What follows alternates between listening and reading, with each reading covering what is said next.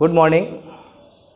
मैं Dilip Acharya tiny tots public senior secondary school के digital मंच पे आप सभी का स्वागत करता हूं।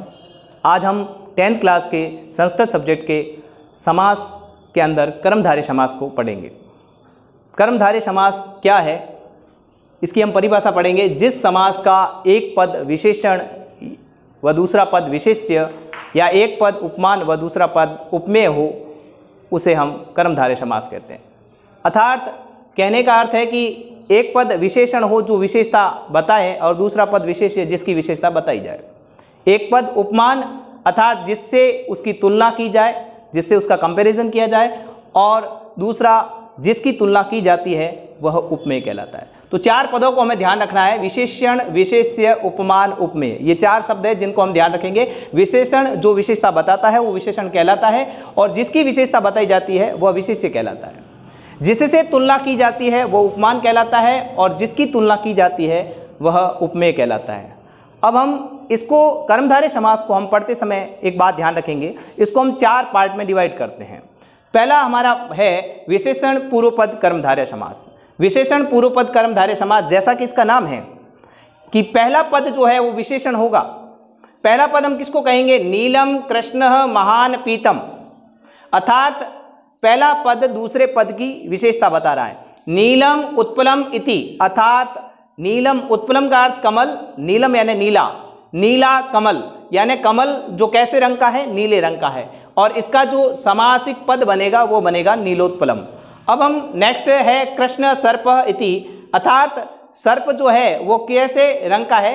काले रंग का है, तो काला रंग उस सांप की विशेषता को बता रहा है, और सामासिक पद में बनेगा कृष्ण सर्पः। नेक्स्ट है महान पुरुष इति, और इसका जो शब्द बनेगा वो महापुरुष बनेगा। महापुरुष अर्थात महापुरुष, यहाँ पर जो महान शब्द है वह विशेषता बता रहा है किसकी? पुरुष की। नेक्स्ट है पीतम अम्बरम इति। पीतम अम्बरम को कहेंगे पीले रंग का वस्त्र। अंबर का अर्थ वस्त्र और पीतम यानी पीला, पीला वस्त्र।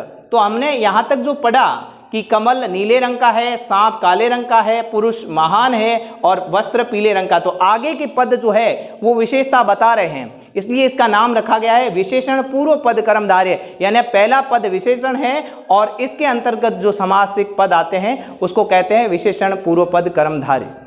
एग्जाम टाइम में आपको केवल कर्मधारय समास पहचान के रूप में लिखना है, लेकिन हमें यहाँ डिवाइड करके इसलिए पढ़ रहे हैं ताकि हमारे को बात जल्दी से समझ में आ जाए। नेक्स्ट जो सेकंड पार्ट है वो है उपमान पूर्वपद कर्मधारय समास। पहले हमने जो परिभाषा के अंतर्गत विशेषण विशेष्य वाली बात कही, अब हम कह रहे हैं उपमान पूर्वपद, यानी पहला पद है वह उपमान है जिससे उसकी तुलना की गई है। जैसे हमको कहा गया है घन एवं श्याम, घन बोलते हैं बादल को, बादल के समान। एव शब्द हमने अवयव में पढ़ा था, एव का अर्थ है के समान, श्याम अर्थात काला, तो बादल के समान काला, घनश्याम भगवान श्री कृष्ण का पर्यायवाची शब्द है। और नेक्स्ट है चंद्र एवं मुखी, चंद्रमा के समान मुख वाली। एव शब्द का अर्थ है के समान, चंद्रमा के समान मुख वाली। तो यहाँ पर जो हमने अभी देखा कि घन और चंद्र, इससे तुलना की जा रही है। बादल के जैसा काला है, चंद्रमा के समान मुख वाली है, तो प्रथम पद जो आ रहा है वो उपमान है। शैल एवं उन्नत, शैल बोलते पर्वत को, पर्वत के समान ऊंचा, पर्वत के समान ऊंचा, यानी जो किसी व्यक्ति की तुलना कही गया है वह पर्वत के समान ऊंचा है, या किसी और चीज़ की हम उससे कंपैरिजन किया जा रहा है कि पर्वत के समान वह ऊंचा है।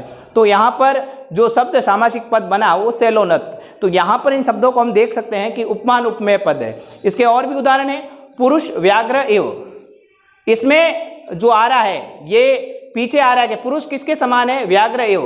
अब हमने एक चीज नोट की कि एव उसमें बीच में आ रहा है जबकि यहाँ पर एव पीछे आ रहा है।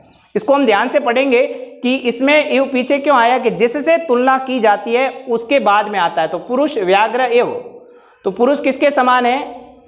पुरुष जो है, ये जो तीनों पद हमने देखे हैं, तो यहाँ पर इनको हम कह सकते हैं कि ये उपमेय पूर्व पद है। ये तीनों जो उदाहरण हैं ये उपमेय पूर्व पद कर्मधारय समास के हैं। यानी यहां पर उपमान आगे नहीं है, उपमेय आगे है, जिसकी तुलना की। पुरुष किसके समान है? व्याघ्र, यानी बाघ के समान है। पुरुष जो है वो बाघ के समान है, इसलिए इसको आया पुरुष व्याघ्र। तो यहां पर हमेशा एक हम जिससे तुलना करेंगे एव उसके पीछे आएगा। तो बाघ से तुलना की गई है, इसलिए एव बाद में आया। मुख कमलम एव, मुख किसके समान है?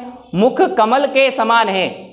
तो मुख, किसी का मुंह जो है वो भगवान श्री कृष्ण का कहो या किसी का तुलना की जाती है कि मुंह कमल के समान है, तो यहां पर शब्द बना मुख कमलम। उसी प्रकार हम नेक्स्ट इसमें पढ़ते हैं कि मुख चंद्र एव, तो मुख किसके समान है? मुख चंद्रमा के समान है। मुख जो है वो चंद्रमा के समान है, यानी चंद्रमा जैसा सुंदर है। तो यहां पर हमने एक चीज नोट की है कि पुरुष की तुलना व्याघ्र, तो जिससे तुलना की जाती है वो उपमान है। उपमान सारे पीछे आ गए और उपमेय सब आगे आए। तो ये उपमेय पूर्वपद कर्मधारय समास के उदाहरण है 3। उसके बाद हम पढ़ते हैं रूपक कर्मधारय समास। तो यहां पर हमने 2 समास जो सामासिक परिभाषा के अनुसार पढ़े थे। पहला उदाहरण पढ़ा था विशेषण के आधार पर, विशेषण और विशेष्य की बात की गई है। दूसरे में हमने बात की उपमान उपमेय की, और तीसरे में हम बात करते हैं रूपक कर्मधारय। यहां पर हमने एक देखो फर्क यह है कि इसमें हमने एव का प्रयोग किया था, इसमें एव का प्रयोग किया गया। एव और एव में क्या अंतर है उसको हम ध्यान से सुनेंगे।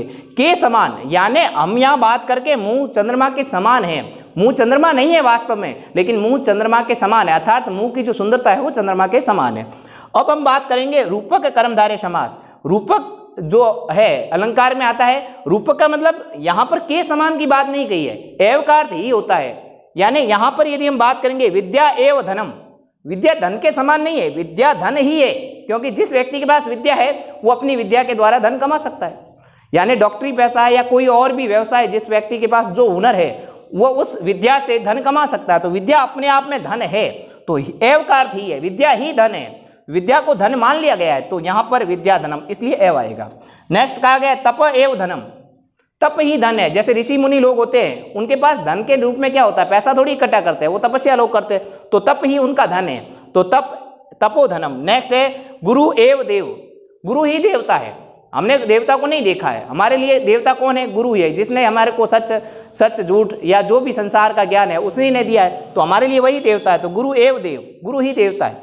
नेक्स्ट है शोक एव अग्नि, शोक ही अग्नि है। क्यों? जिस प्रकार आग किसी व्यक्ति को या किसी भी चीज को जला देती है, उसी प्रकार जब व्यक्ति को शोक होता है, ये एक स्त्री है, उसका पुरुष की मृत्यु हो चुकी है, तो उसके पश्चात उसका जो साज श्रृंगार भी चला जाता है और वो बिल्कुल दुबली पतली सी हो जाती है। क्यों? क्योंकि शोक की अग्नि ने उसको बिल्कुल जला के और ऐसा बना दिया। तो इसलिए कहा है शोक ही अपने आप में अग्नि है, तो इसको हम कहेंगे शोकाग्नि। तो यहाँ पर हमने पहले के अंदर देखा अलग विशेषण विशेष्य, दूसरे में उपमान उपमेय देखा, और तीसरे में रूपक अलंकार के अंदर एव का प्रयोग हमने देखा। उसके बाद में एक चौथा आता है जो बहुत कम पूछा जाता है, उभय पद विशेषण कर्मधारय, यानी दोनों ही पद विशेषण है। आगे वाला पद भी विशेषता बता रहा है, दूसरा पद भी विशेषता बता रहा है। तो श्वेतश्च कृष्ण, श्वेत कृष्ण, अर्थात सफेद और काला, सफेद भी है काला भी है, तो इसका जो रूप बनेगा वह बनेगा श्वेत कृष्ण। नेक्स्ट है शीतम च उष्णम, शीतम च उष्णम यानी ठंडा भी है और गर्म भी है। तो इस प्रदेश को या ऐसा प्रदेश, एक तो ऐसा प्रदेश जहाँ ठंडी होती है, एक ऐसा प्रदेश जहाँ बिल्कुल गर्मी होती है, और एक ऐसा प्रदेश होता है जैसे जो कोस्टल एरियाज होते हैं बिल्कुल न तो ठंडे न गर्म। तो इस प्रकार शीतोष्णम यानी शीत च उष्णम, शीतोष्णम। नेक्स्ट है पीतः च कृष्ण, तो पीत कृष्ण यानी पीला और काला। तो यहाँ पर आज हमने जो समास पढ़ा वो कर्मधारय समास के बारे में पढ़ा, और कर्मधारय समास बिल्कुल सरल है, जिसको हम विशेषण विशेष्य के आधार पर या उपमान उपमेय के आधार पर समझ सकते हैं। और यह समास एग्जाम में बहुत महत्वपूर्ण है, इसके उदाहरण अधिकांशतः पूछे जाते हैं, और इसमें हमें ध्यान यही रखना है कि पहला शब्द यदि विशेषता बता रहा है तो वह विशेषण पूर्व पद है, और यदि उसकी तुलना किसी से की जा रही है तो वह उपमान कर्मधारय समास है। और नेक्स्ट यदि उसको किसी के समान, जैसे रूपक कर्मधारय समास होता है, उसमें विद्या धन ही है, तप धन ही है, गुरु ही देवता है, इस प्रकार के शब्द, और ये लिमिटेड उदाहरण ही है इसके, और यही पूछे जाते हैं। तो बहुत ही महत्वपूर्ण आज आपने सभी ने सुना, इसके लिए धन्यवाद। मैं अपनी कक्षा को यहाँ समाप्त करता हूँ। धन्यवाद।